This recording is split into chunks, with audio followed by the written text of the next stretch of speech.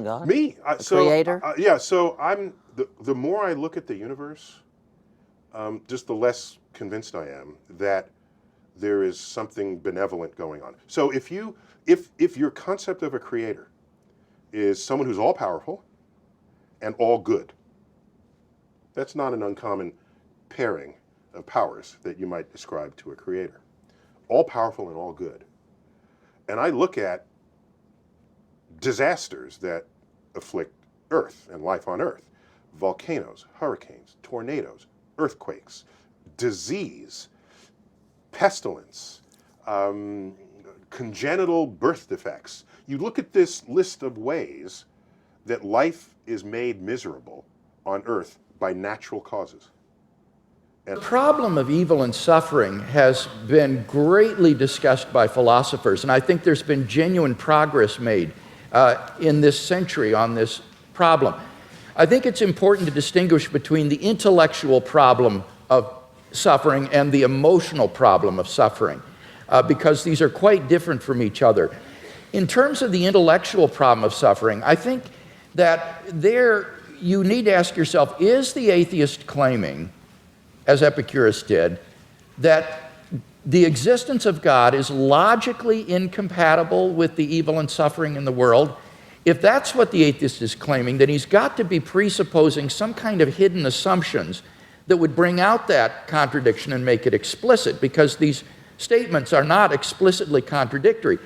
The problem is no philosopher in the history of the world has ever been able to identify what those hidden assumptions would be that would bring out the contradiction and make it explicit. On the contrary, you can actually prove that these are logically compatible with each other by adding a third proposition, namely, that God has morally sufficient reasons for permitting the evil in the world. As long as that statement is even possibly true, it proves that there's no logical incompatibility between God and the suffering in the world. So the atheist would have to show that it is logically impossible for God to have morally sufficient reasons for permitting the evil and suffering in the world, and no atheist has ever been able to do that. So the logical version of this problem, I think, is widely recognized to have failed. Those atheists who still press the problem, therefore press it as a probabilistic argument. They try to say that given the evil in the world, it's improbable that God exists. Not impossible, but improbable. Well, again, the difficulty there is that the atheist has to claim that if God did exist, then it is improbable that he would permit the evil and suffering in the world. And how could the atheist possibly know that? How could the atheist know that God would not, if he existed, permit the evil and suffering in the world? Maybe he's got good reasons for it. Maybe, like in Christian theism, God's purpose for human history is to bring the maximum number of people freely into his kingdom to find salvation and eternal life. And how do we know that that wouldn't require a world that is simply suffused with natural and moral suffering? It might be that only in a world like that the maximal number of people would freely come to know God and find salvation.